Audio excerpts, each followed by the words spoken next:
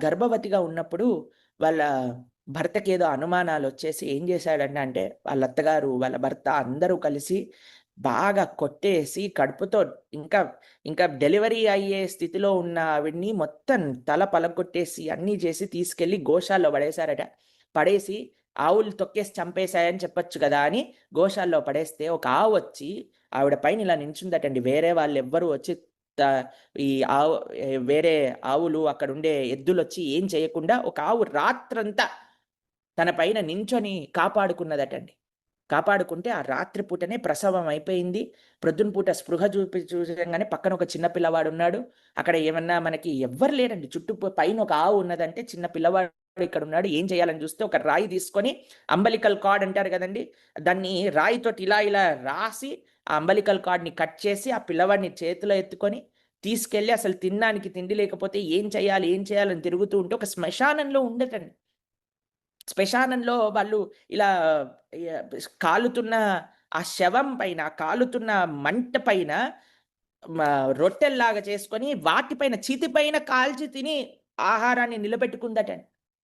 అయ్యో! ఈ జీవనమా? ఈ పిల్లవాడిని పోషించలేకపోతున్నాను. బయటికెళ్తే నన్ను చంపేస్తారు. ఎలా బ్రతకటం? బ్రతకటం వేస్ట్, చనిపోవటం మేలు అని ఒక చెట్టు కింద ఉరేసుకుందామని వెళ్లి చూస్తే, ఆ చెట్టు కింద కూర్చునేసరికి చక్కగా బయటంతా ఎండట. ఆవిడ పైన మాత్రం నీడుందట. ఎలా నీడ కలుగుతుందని పైకి చూసేసరికి ఆ చెట్టు పైన ఒక విరిగిపోయిన కొమ్మ ఏలాడుతూ ఇలా ఇలా గాలిని ఊపుతుందటండి. ఆ విరిగిపోయిన కొమ్మని చూసి, అరే! ఈ చెట్టు నుంచి విరిగిపోయిన కొమ్మ కూడా నాకు ఆశ్రయం ఇస్తుందే. నేను కూడా నా జీవితంలో ఎన్నో కష్టాలు పడుతున్నాను. నా గురించి నేనెందుకు ఆలోచిస్తున్నాను? నేను కూడా 10 మందికి ఆశ్రయం ఇవ్వచ్చు కదా! అని అనాథ పిల్లలందరినీ చేరదీసి మదర్ ఆఫ్ ది ఆర్ఫెన్స్ అని వేలాది అనాథ పిల్లల్ని పెంచి వాళ్ళందరినీ డాక్టర్లు, ఇంజినీర్లు చేసిన మహాఘనత పొందింది సింధు తాయి అండి. అటువంటి ఆవిడ ఒకసారి రోడ్డు పైన ఉంటే ఒకాయన వచ్చి కాళ్ళ మీద పడ్డాడట.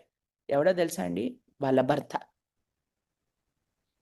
చనిపోయే స్థితిలో ఉన్నప్పుడు ఆవిడ చూసి మనం అయ్యుంటే ఏం చేసేవాళ్ళమండి? కానీ ఆవిడ చూసి అనుకున్నదట, వీడిని నేను చేరదీస్తా, వీడిని నేను కాపాడుతా, వీడిని నేను రక్షిస్తా అని తీసుకెళ్ళి అనాథాశ్రమంలో పెట్టి, ఈరోజు నువ్వు నీ భర్తగా నిన్ను కాపాడలేదు. ఈ రోజు నుంచి నువ్వు కూడా నా పిల్లవాడిగా నిన్ను కాపాడుతున్నాను అని ఆవిడకి చేసిన అపకారం మొత్తం మర్చిపోయి ఉపకారం చేసింది. ప్రత్యుపకారం చేసింది. దయ అనేది చాలా గొప్ప లక్షణం అండి. అది భగవద్భక్తులతో పూర్తిగా నిండి ఉంటుందటండి. అందుకే జీవహింస, there is no negotiation for జీవహింస అని.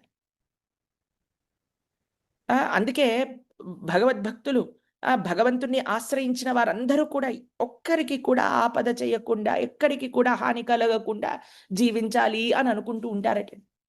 అలా